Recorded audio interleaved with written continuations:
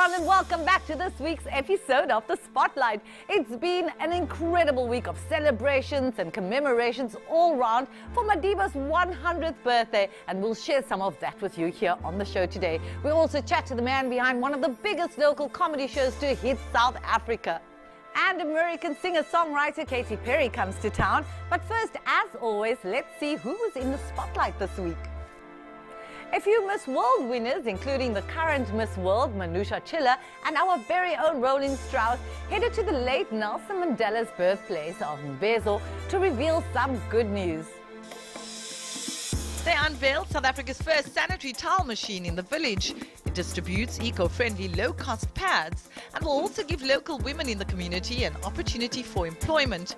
The installation is thanks to Chilla's Beauty with a Purpose project, launched across India earlier this year.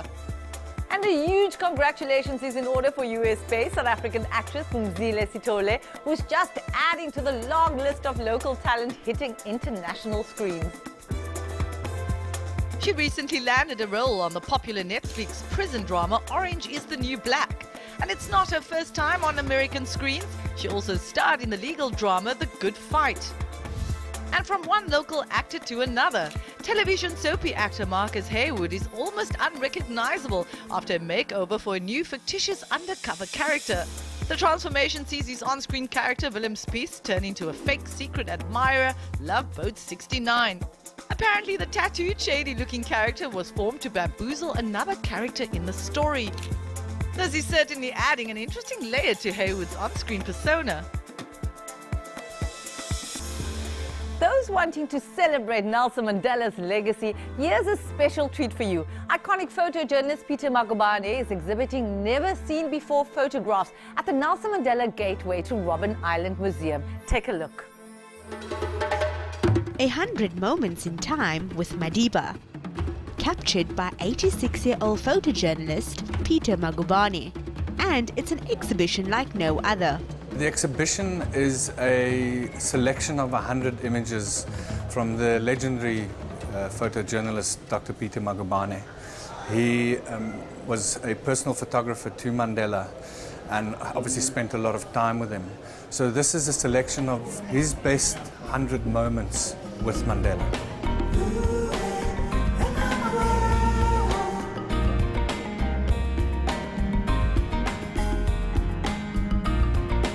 Some of these images, it's the first time that they'll be on exhibition in South Africa. We have 4 storytellers on site who are helping visitors, taking them through the exhibition and interpreting the images for them. Not only politicians or protests that people did had an impact on the apartheid, but also music as well. As you can see, Mr. Huma Sekela, Kefia Simenya, Letambuli, and many more. And even during the Release Mandela campaign, he released a song that was Bring Back Nelson Mandela. The exhibition will also be available on an online educational platform. It was apt for us to launch this platform with 2 South African icons. All of the stories behind the images have been captured and are translated in all 11 official languages. The exhibition, which is open 7 days a week, runs until September. Meanwhile, in Johannesburg, Katy Perry fans are in their element. The American singer is in the country for her first ever performance, and the City of Gold was the lucky pick.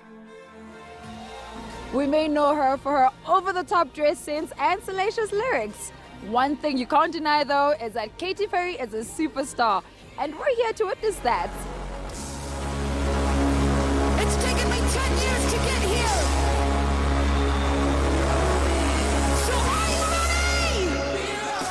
She's now in South Africa for her 4th global concert, Witness the Tour.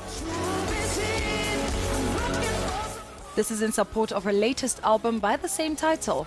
I've literally been a fan of her since I was 8. That was 10 years ago. I'm 18 now. So this was like a dream come true. I've been waiting 10 years for this. Like the 4th of July, now baby, you're a firework. She's just such an amazing performance artist, and she just did such a great show, and it was absolutely amazing to see her here. And I'm glad that we got to be the first of her 3 shows. I got the eye of the tiger, the fire, dancing through the fire, 'cause I am a champion, and you're gonna hear me roar. You're gonna hear me roar. According to Forbes magazine, Katy Perry was the highest earning female pop star of 2016. She made $135 million US. That made her the 3rd highest celebrity earner of that year. She's the first female to have 5 #1 singles from one album. That's from the album Teenage Dream. That record puts her at a tie with the late Michael Jackson. Oh, and she's the most followed person on Twitter. It's been that way since 2014. It's no wonder her Katy cats can't get enough of her. How I would have loved to have been there. Let's stay with Lindiwe now as she brings us all the latest international gossip. President Obama was in the country to deliver the Nelson Mandela annual lecture. The former president is known to be quite the dancer, but President Cyril Ramaphosa doesn't seem to think so. During his address, Ramaphosa teased Obama, saying that both his wife Michelle and Madiba may have better rhythm. And of course, Obama didn't take this lying down. He had the crowd in stitches. Let me begin by a correction and a few confessions. The correction is that I am a very good dancer.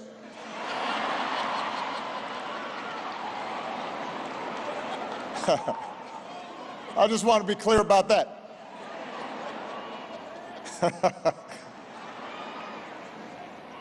Michelle is a little better.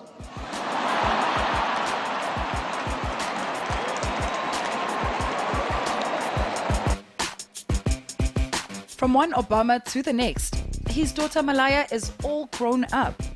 She was spotted on a date with boyfriend Rory Farquharson. The pair can be seen taking a romantic stroll. Then later at Beyonce and Jay-Z's concert, breaking it down with her little sister Sasha. Could Beyonce be pregnant with baby number 4? Well, the Beehive seems to think so.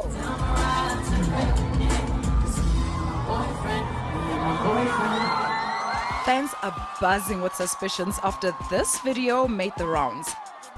It was taken during her On the Run 2 performance with husband Jay-Z earlier in the week. You can see her touching her stomach, completely reminiscent of the time she announced her first pregnancy during her VMAs performance. She then fueled the rumor mill with this picture. Here she's posing next to the number 4. To say baby number 4 maybe? More videos have since been surfacing online with fans convinced that she really could be with child. Thanks, Lindiwe. After the break, we chat to one of the country's veteran PR gurus, who also happens to be the founder of the 21-year-old Cape Town Comedy Festival. Don't go anywhere.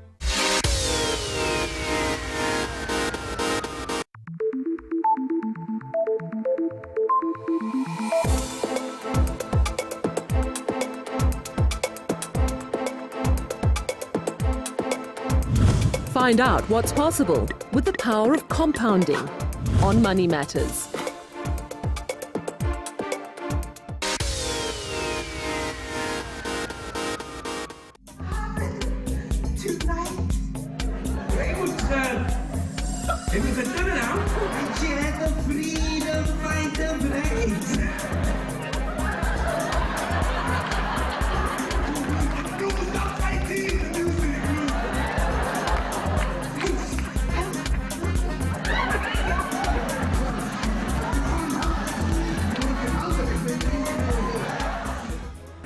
star. What an incredible pleasure sitting here with you. The pleasure's mine, Tanya. Eddie, you've been in this industry for decades now, a veteran in the entertainment industry. You're very kind. I've been around since 1987, and I have focused my work on projects, annual projects, and somehow I've just continued. And I've done some of the major projects in the city for many, many, many years. Some I still do. This one is very special to me. Mr. Eddie So the Jive Cape Town Comedy Festival, it's on for the month, but this is of course not the first time the Funny Festival's been around. It started in 1997, after me going to Grahamstown for numerous years, the Grahamstown National Arts Festival, and seeing the development of comedy from pre-1994 to post-1994, and the explosion of freedom of speech and how the populace embraced this freedom of speech, this new concept that we didn't know beforehand, and made it their own. And I just thought somebody has to harness this and put it on and to showcase it on one stage. So I've always been fascinated in humor and the power of humor. Yes, absolutely. Yeah. You can get away with a lot of things and get a lot of important messages across using comedy. You know, for 3 years, Desmond Tutu performed for me as a comic. And I gave him the proceeds of the house for 3 consecutive years. And when I asked him in the beginning to do this for me, he came to me and he said, I like this. I said, why do you like it, Arch? So he says, because humor got us through the past. How do you keep the show alive year after year, Eddie? As soon as we put this one to bed, we try and forget everything and we challenge ourselves. And this year the theme was circus. Okay. That was the theme. And there are 1 or 2 acts that are circus related. With an experienced producer like Eddie, you're rounded up and herded and told to get over there. And then, you know, somehow the audience comes from being his audience to the performer's audience. And that transition is really important. In the first couple of nights, you don't know how the gag's going to hit. You've got to trust yourself, the audience, and that Eddie brought you here. Queens have always patronised the arts, and the arts have relied upon the support of queens. No one in from Greenpoint this evening. I always used 2 very, very good comedians to help me. One is the Master of Ceremonies, Alan Committee, and Alan knows Cape Town backwards, he knows what I want backwards, and he produces each time and more. He holds that show together beautifully. It's a very, very, very unique set of skills. Last week, the world came together, it seemed, in the saving of those boys in the cave, am I right? That was a very uplifting story, thank goodness. And then we've had the last couple of the World Cups, football can set up, yes, said one lady out of context. She's just got a joke from earlier. I think what people around the world have come to accept is that what you see is what you get with Eddie. He likes clean comedians in terms of the language and the topics that you cover, which means that his audience trusts what he's going to get. They're going to get a quality show every year. And because of that, the comedians and the speciality acts around the world are keen to be here. You know, he doesn't have to fight to get them here. On the rand, the rand pound and the rand dollar, I mean, even the rand is poor at the moment. So you've got to understand he's fighting a fight to get these acts. But because of the reputation that he's garnered, these acts actually race to come and play here. And I think that's credit to him and the kind of person he is.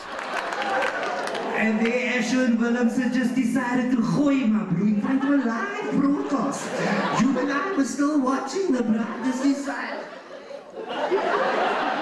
And the other person who's so generous with his talent and with his knowledge is Mark Lofton. So Mark will stay here with me the whole of the first day and say, no, rather do this, do that. They have that skill. So they're almost like producers as well. Well done. Not just comedians. And then we put on the show, we analyze it thereafter, and after 3 nights, we tweak it. What upset me the most about the Ashwin saga was that suddenly everybody had an opinion. Everybody on Facebook had an opinion. You know, and then you sit still and you realize that not everybody on Facebook has matric.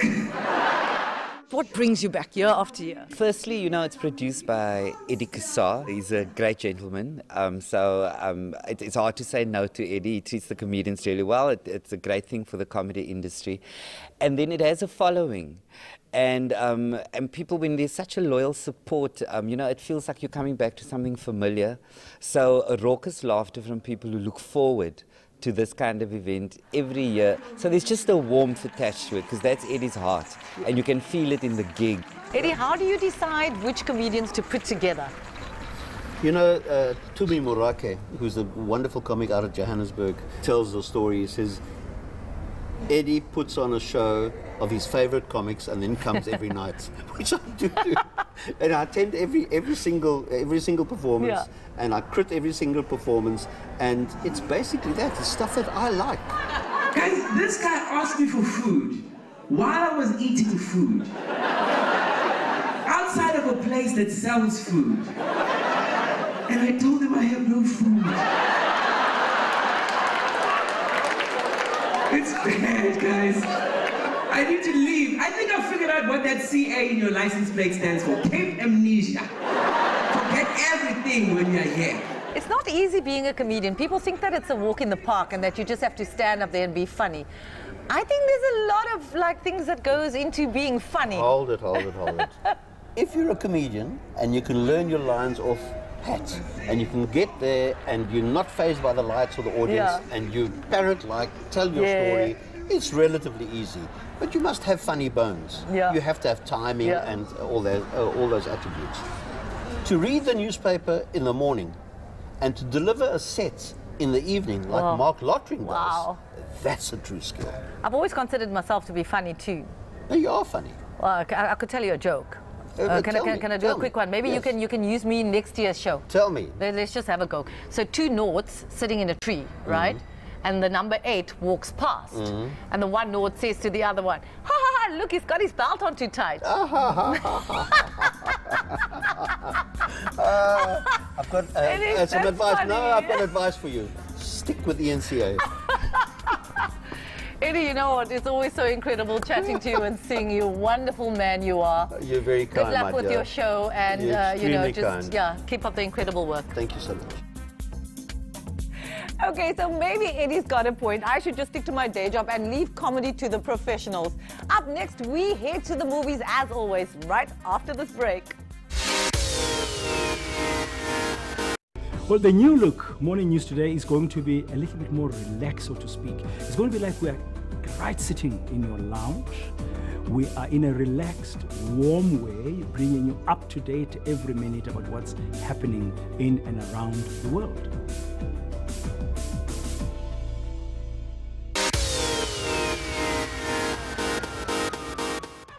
It's time to head to the movies, and I can almost guarantee you'll be singing your way out of your local theatres, because this week, wait for it, ABBA fanatics, you're not going to want to miss this one. A sequel to the musical rom-com Mamma Mia. And then there's something for art house movie fans too, a French family drama that sees 3 siblings reunite under trying circumstances. Take a look. Quand j'étais petit, tous les matins je regardais par la fenêtre et je me disais, tous les matins ça change. Winning French film director and screenwriter Cédric Clapiche brings to life this heartwarming drama Back to Burgundy. Filmed in French with English subtitles, the storyline follows 3 siblings who reunite at their family home in beautiful Burgundy when their father falls ill. Ça fait 2 ans que je suis à plein temps avec papa, mais ça fait 4 mois qu'il est à l'hôpital. While all 3 were well trained by their father to grow and produce wines, the siblings choose to live different lives until now. Et j'ai fait le tour du monde. Parfois, je me dis que je suis plus parti pour fuir. Tu voulais fuir quoi? Mes racines, quoi. Mais t'es revenu.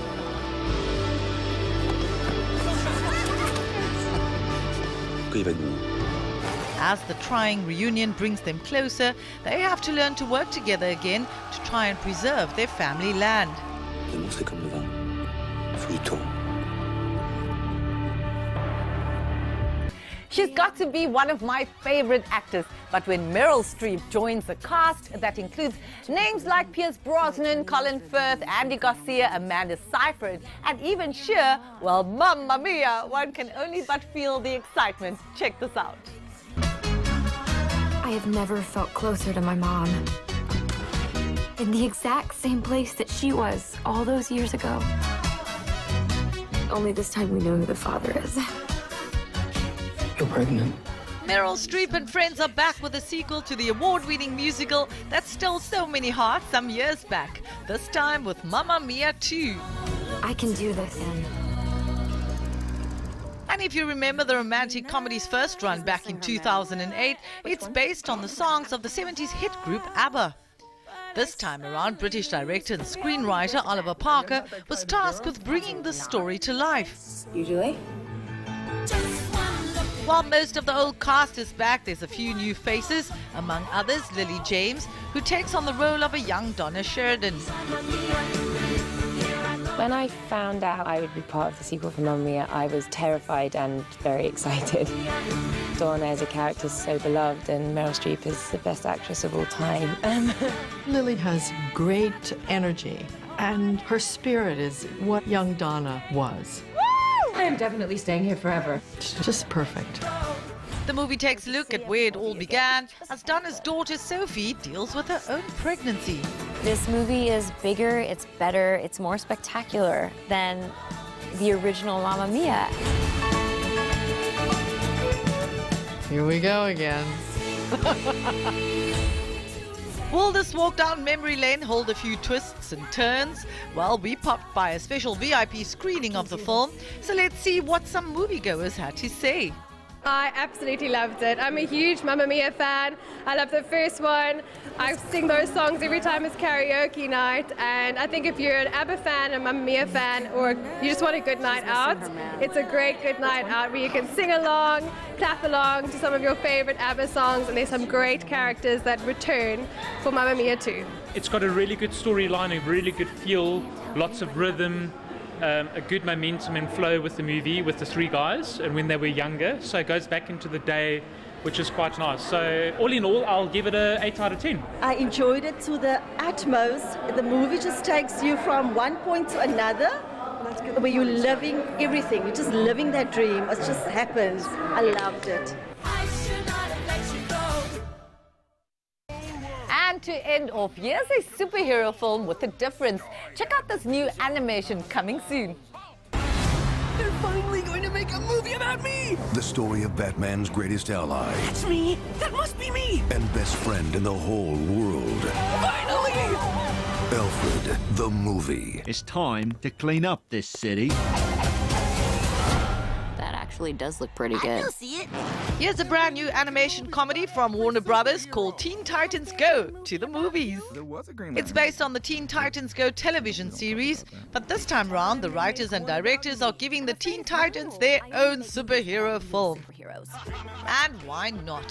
When the teens discover that every other major superhero out there already starred in their own movies. Heroic. What about that time we discovered that sweet diner and they had that food? That wasn't even a crime, and you didn't save anything. We saved room for dessert! Having a movie is the only way to be seen as a real hero. What about an arch nemesis? So they decide to head to Hollywood to find the right director to make their dream come true. But it could all come at a price. We're taking you down. How are you gonna do it? What are you gonna do? You gonna fart on me? We wanna have a dance-off? You gonna annoy me to death with your waffles? And that brings us to the end of today's show. It was great spending the